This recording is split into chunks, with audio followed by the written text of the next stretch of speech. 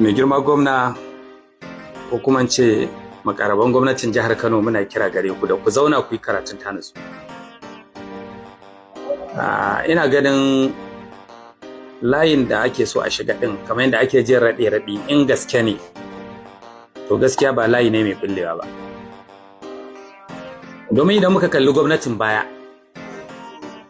duk yanda ka kai ga sukar gwamnatin Dr. Abdullahi Umar Ganduje ba za ka ce ba ta aiki a Kano ba, amma an wayi gari a wajen mutanen Kano taki da ake ɗebowa wance juji da ake ɗiba a kai bayan gari sai da ya zo ya fi gwamnatin nan mutunci a idan mutanen Kano. Me dalili? Shine butulci. Shi haƙƙi na butulci yawan aiki ko farfaganda ko shige-shige da nuku-nuku baya kankare wannan haƙƙi na butulci din. Shi butulci in kai shi yana nan a matsayinsa butulci wallahi sai ya nuna ka kulba da kulba jima. Kuna ganin shugaban ɗariƙar Kwankwasiya tsohon gwamnan jihar Kano tsohon sanata Dr. Rabi Musa Kwankwaso bai cancanci wannan sakamakon ba a wajen wannan gwamnatin mai ci, domin ta kalli baya gwamnatin baya aka kare da ita, kuma har yanzu mutanen Kano sun san waye Dr. Rabi Musa Kwankwaso kuma sun san amfaninsa, sun yadda da aƙidarsa, sun yadda da tafiyarsa, layin da ya zana a kansa suke.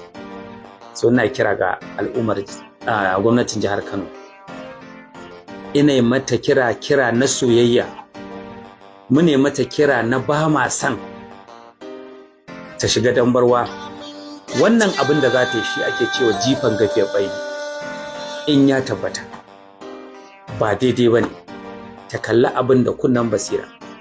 Da Rabi Musa Kwankwaso ba abin yadarwa ba ne a siyasa yanzu, ko muna so ko ba ma so, season ɗinsa ne, ƙarninsa ne, lokacinsa ne, shi Allah ya ɗaga, shi kuma ya bawa dama, layin ne shi yake zana shi a hau.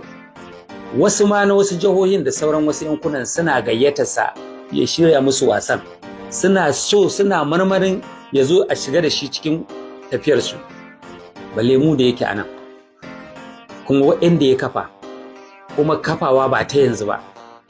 Da Rabi Musa Kwankwaso ya rabu da mutane da yawa akan wannan gwamnatin ta kafu, to bai cancanci wannan abin ba.